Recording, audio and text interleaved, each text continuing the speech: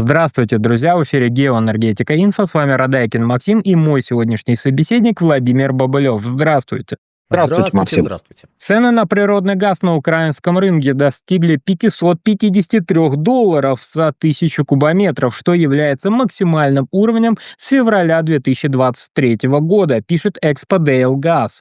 Владимир, а что это означает? Как такое вообще может быть, что на украинском рынке газ дороже, чем на европейском? Что это за биржа-то такая? На самом деле ничего удивительного в этом нет, потому что, собственно говоря, чего бы ему не дорожать, если на украинском рынке газа фактически нет. Да и рынка такого украинского газа, его фактически тоже нет. Напомню, раньше Украина достаточно энергично и в довольно больших объемах добывала свой собственный газ, причем объемы добычи составляли порядка 19 миллиардов кубометров, что, собственно говоря, позволяло на каком-то этапе даже практически закрывать собственные потребности. Со временем потребности росли, добыча росла не так сильно, потому что газовых запасов на Украине не так уж и много. Добывать их, сложновато и дороговато, но тем не менее перспективы были. Однако с 22 года ситуация кардинально изменилась. Во-первых, начнем с того, что история развода России и Украины с точки зрения газа началась достаточно давно.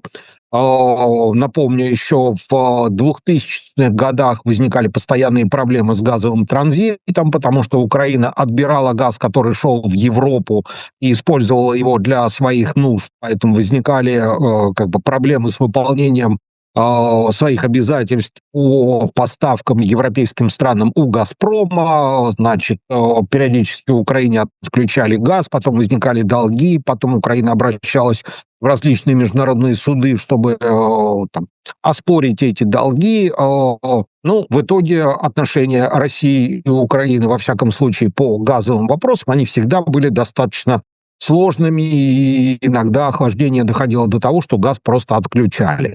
А с 22 года ситуация еще более усугубилась, потому что Украина в духе европейских тенденций стала активно бороться с российским газом, собственно говоря, прекратила его покупать. Действовал только газовый транзит, то есть через Украину, через ГТС Украины российский газ шел в Европу. С 1 января этого года и это тоже прекратилось. Соответственно, Украина, естественно, вынуждена где-то брать газ, а добывать свой становится все сложнее, потому что часть месторождений Украины лишилась, в частности, те месторождения на шельфе вокруг Крыма перестали быть украинскими.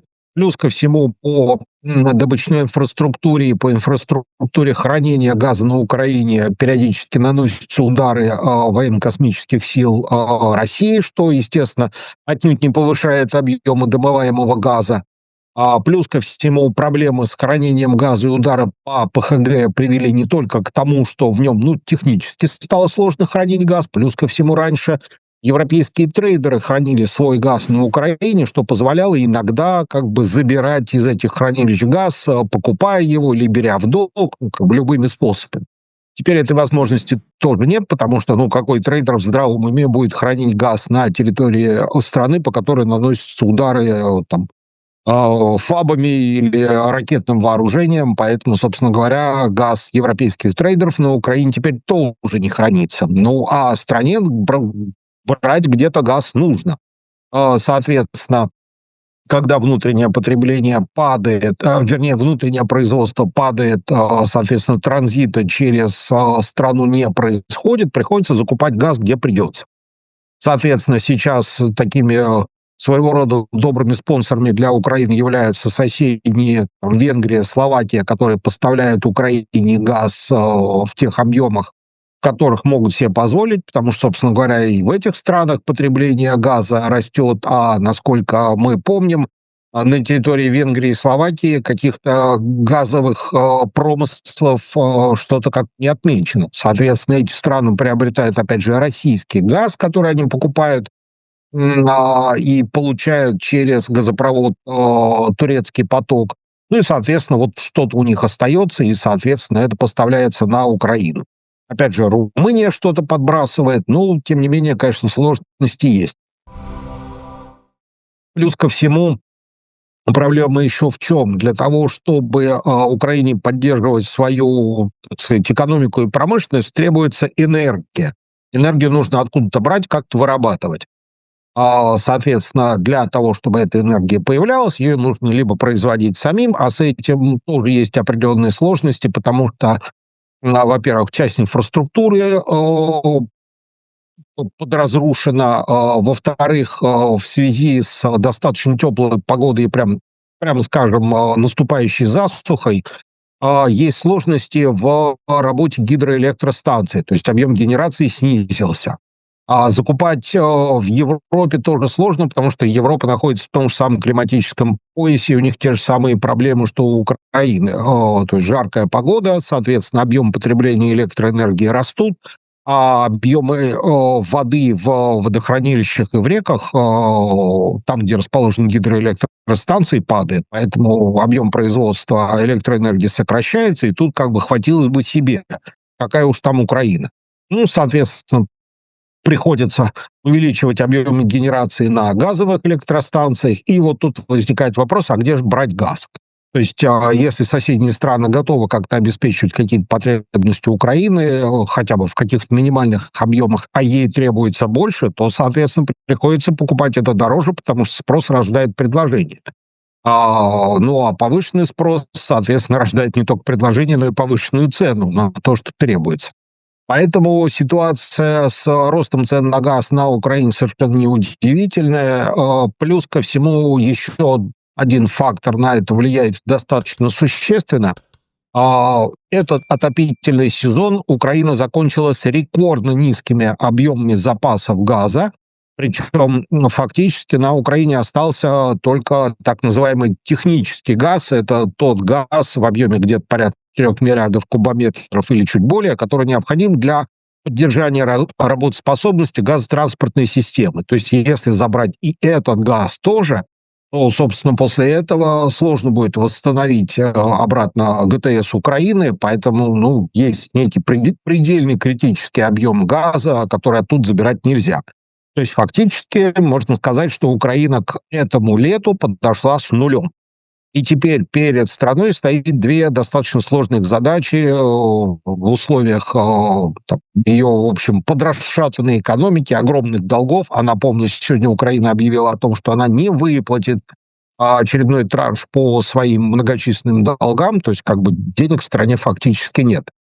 То есть, во-первых, у страны кончился газ, и, соответственно, летнее потребление, а напомню, что летом потребление газа, оно, безусловно, падает по сравнению с зимой, но, тем не менее, там, работа промышленности, плюс ко всему в жару как бы необходимо поддерживать комфортную температуру как в домах жителей, так и на многих промышленных производствах и на социальных объектах.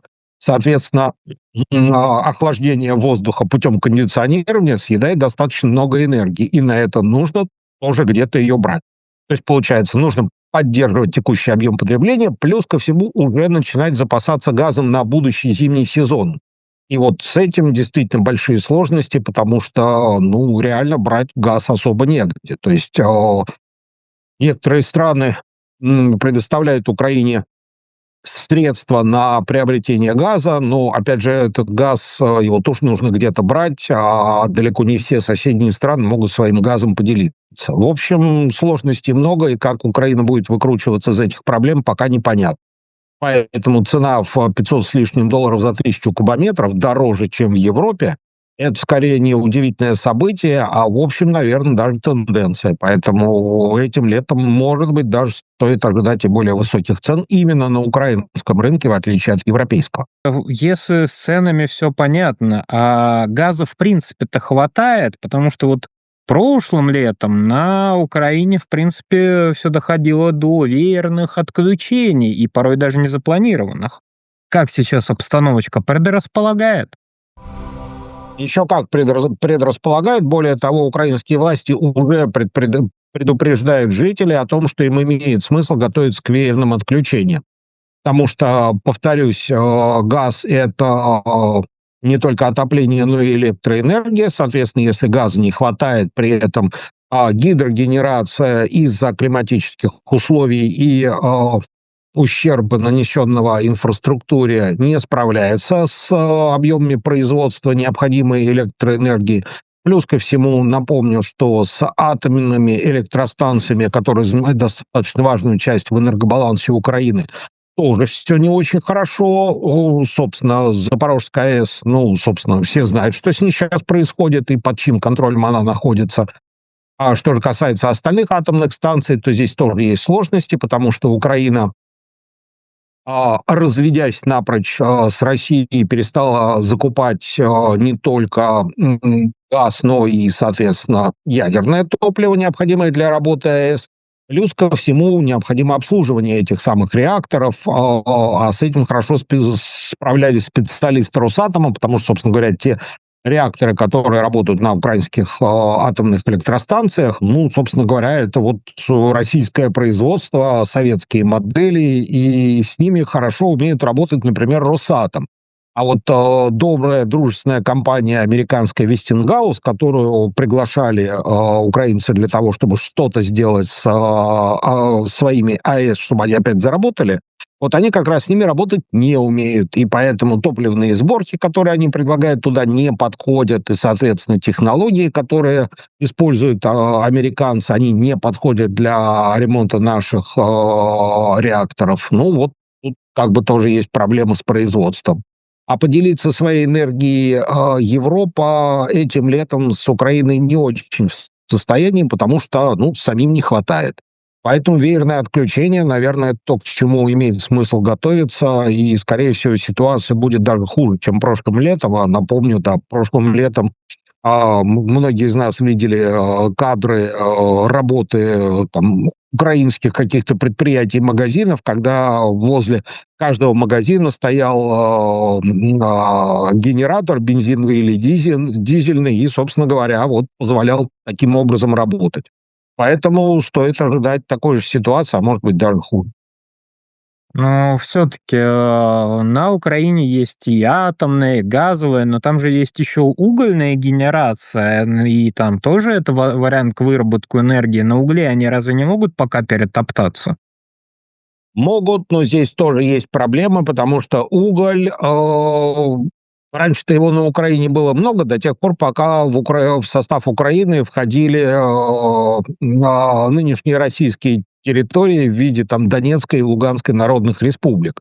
Собственно, основные-то угольные запасы как раз расположены на Донбассе, а Донбасс, как мы, собственно говоря, видим, Украине перестал быть нужен, там, начиная буквально с 2014 года, когда, собственно, вот антитеррористическая операция, которую проводил Киев на этих территориях, очень хорошо продемонстрировала, что, наверное, ресурсы этих территорий Украине нужны, а вот населения нет. Ну, собственно говоря, это и обусловило ту ситуацию, которую мы сейчас имеем, когда Донецкая и Луганская народные республики входят в состав России, и, собственно говоря, те ресурсы, которыми эти республики располагают, теперь, собственно, стоят, если можно так сказать, на российском балансе. А вот в основном те угли, которые необходимы для работы угольных электростанций, они как раз и расположены на территории этих республик. Угольных запасов на оставшихся у Украины территориях не сказать, чтобы слишком много. Поэтому, скорее всего, с угольной генерацией тоже будут проблемы. Подписывайтесь на телеграм-канал «Нефтекапитал». Крайне рекомендуем. Интереснейший ресурс. Все ссылки будут в описании и закрепленном комментарии. Там же будут реквизиты для желающих финансово поддержать наш проект, чтобы мы и дальше также бодро вещали на всех площадках без монетизации. Спасибо, до новых встреч.